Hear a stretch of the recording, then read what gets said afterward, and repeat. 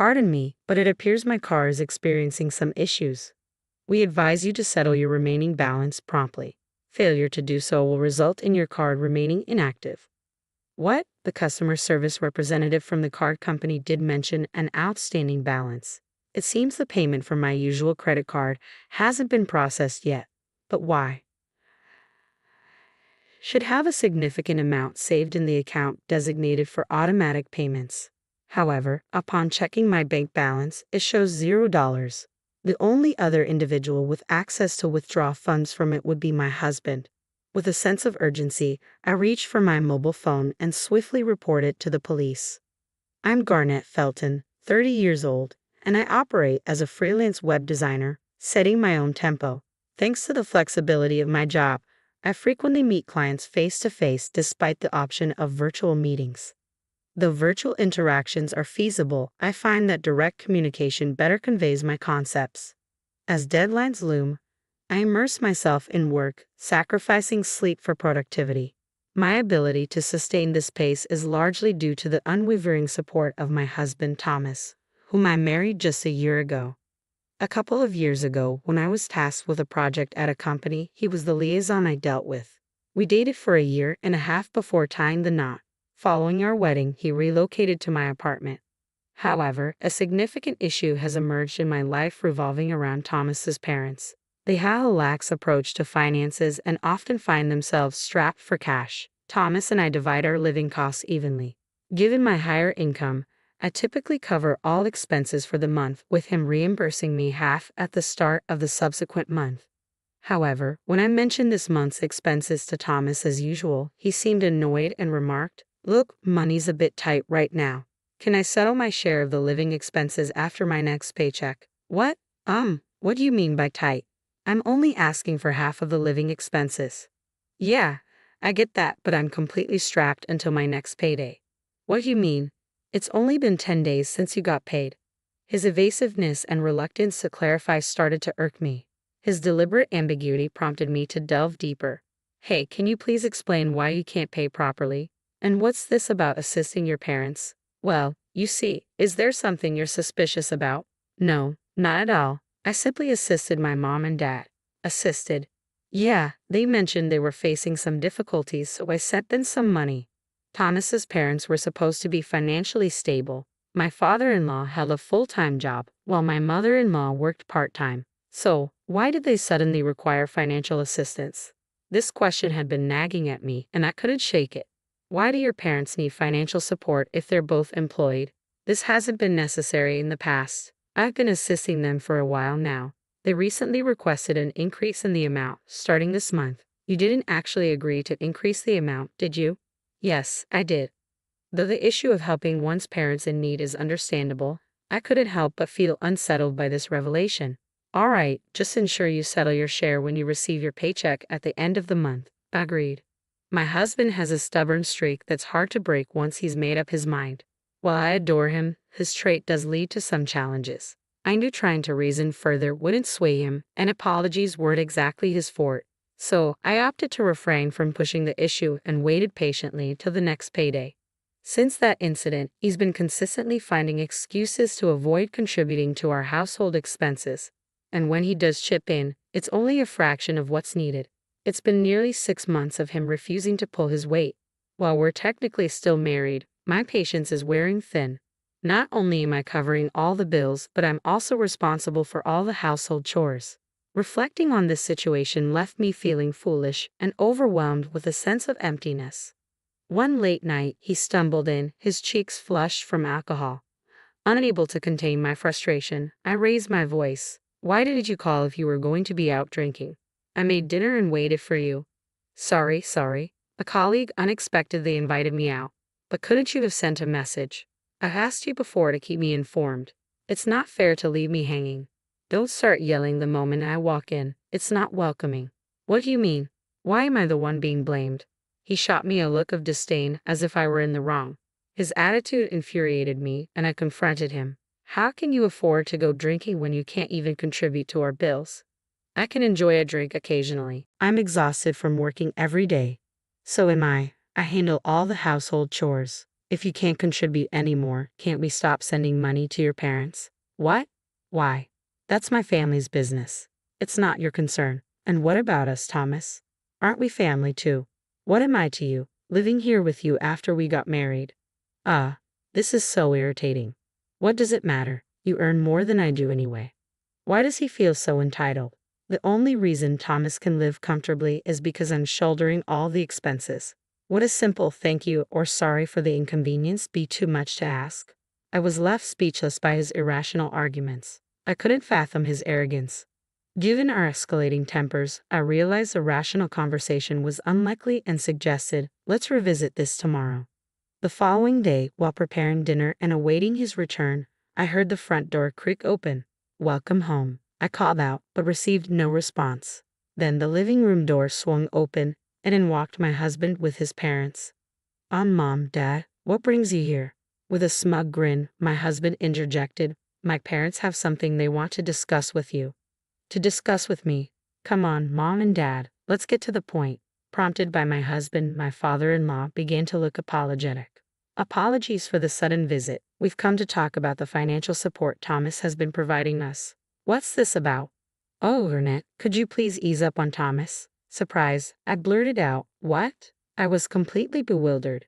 Then my mother-in-law, who had remained silent, spoke up. "Garnett, Thomas has been sending us money each month, thinking of our well-being. It's unfair for you to accuse him." "What are you saying?" "Accusations. All I'm asking for is our living expenses to be managed properly." "Listen, Garnett, I hate to bring this up, but we're practically family, aren't we? If your own family were struggling, wouldn't you lend a hand?" "What? That's what anyone would expect, right? Your father-in-law and I have been experiencing financial strain lately, so we rely on Thomas to continue supporting us. Therefore, you should handle all the living expenses for both of you." It seemed they assumed it was only natural for me to shoulder all the costs. Unable to tolerate it any longer, I lashed out.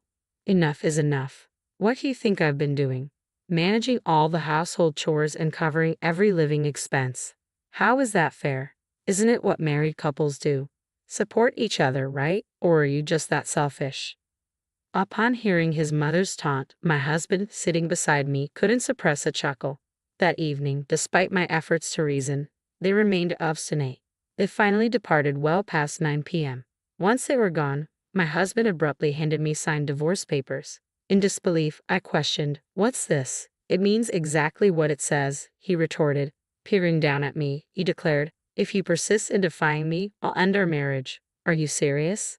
"Absolutely. If you don't want a divorce, then simply obey. Your role is to follow, not lead." I knew I should have stood my ground, but I felt utterly drained. Perhaps trying to reason with Thomas before the situation worsened was futile. Perhaps divorce was the only option. The decision was swift. The following day, I signed the divorce papers Thomas had given me and headed to City Hall. The documents were processed, and just like that, I was single once more. Now that I'm finally liberated, I'll soon find my own place and embrace independent living. Feeling rejuvenated, I opted to indulge myself with a shopping trip to the department store. Working predominantly from home with outings limited to client meetings, it had been quite some time since I splurged on myself, especially given the recent strain of covering all expenses. Today, however, I've decided to treat myself. With that resolve, I ventured into the women's clothing section. After trying on a couple of dresses, I settled on two favorites. At the checkout, as I handed over my credit card, the cashier's troubled expression caught my attention. I'm sorry, ma'am. It seems we're unable to process this card." "What? That's impossible. I've used it recently to purchase a new tablet for work without any issues." "Why the sudden problem now?" Racing home, I dialed the card company's number. Upon explaining the situation to the operator, she delivered startling news. "We require immediate payment of the outstanding balance, or your card will be rendered unusable." Outstanding balance. Indeed, last month, we were unable to debit your card usage from your account. Is this plausible? Please verify your bank account balance. After ending the call, I swiftly accessed my bank account online, the very account from which my card draws funds. Initially reserved for personal savings, it now solely serves my card transactions. If memory serves, there should be $5 million within, but the balance reads zero.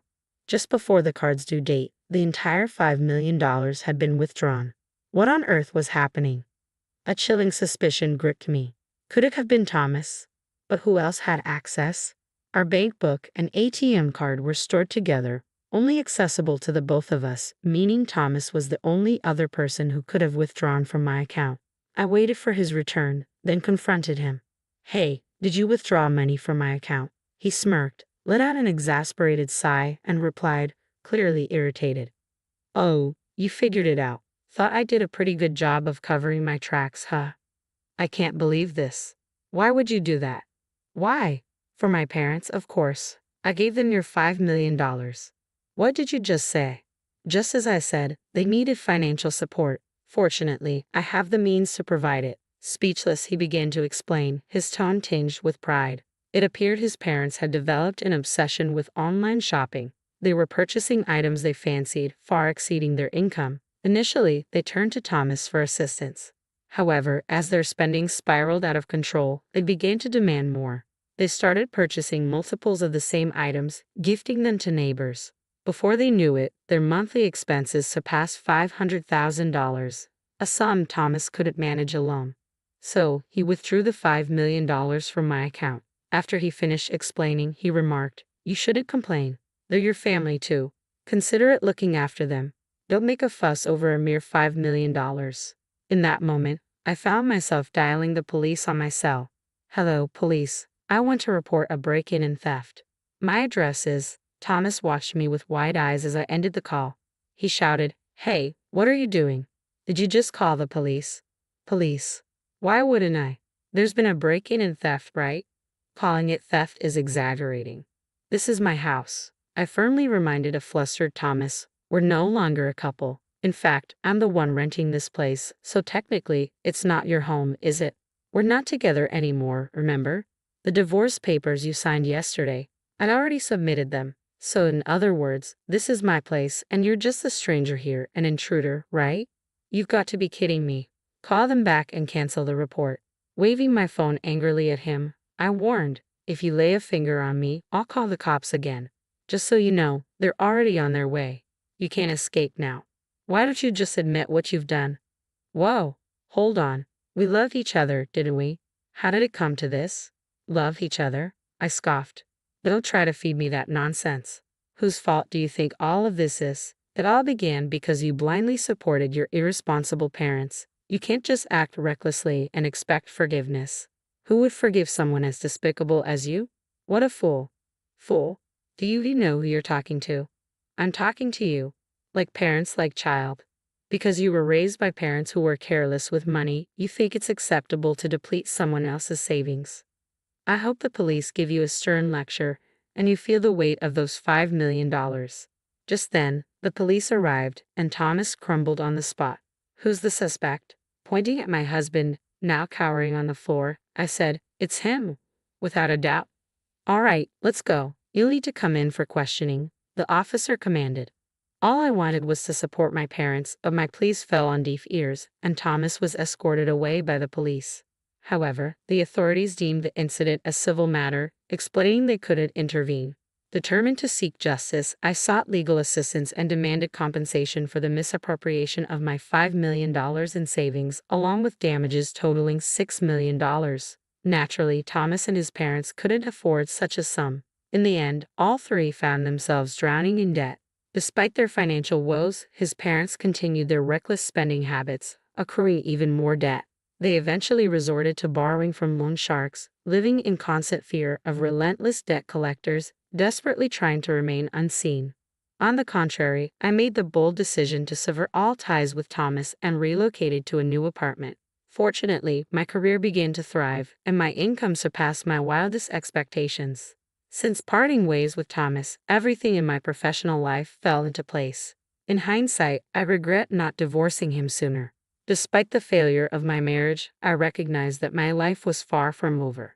Taking lessons from this experience, I resolved to exercise greater caution in my future endeavors.